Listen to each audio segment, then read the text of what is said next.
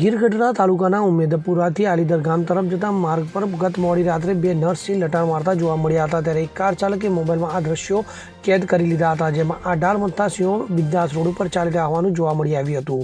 સિંહ પ્રભાવિત આ વિસ્તારમાં શિકારની શોધમાં સિંહોનું માનવ વસાહત સુધી આવવું હવે સામાન્ય બની ગયો છે, તો વાહનોની અવરજવરથી પણ વન્ય પ્રાણીઓને ખાસ ફરક પડતો ન હોવાનું જોવા મળી આવ્યું હતું।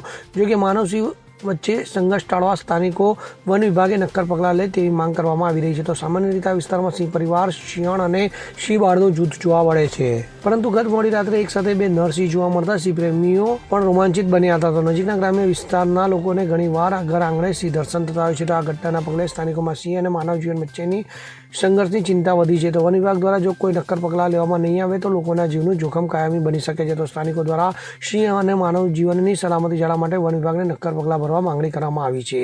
તો આ સાથે રાત્રિના સમયે આ વિસ્તારમાં નિયમિત પેટ્રોલિંગ કરવું પણ જરૂરી બન્યું છે, જેથી સંઘર્ષ ટાળી શકાય અને બંનેની સલામતી જળવાઈ રહે। Bureau report, CN24 news. હવે જુઓ દેશ દુનિયાની તમામ ખબરો તમારી આંગળીના ટેરવે।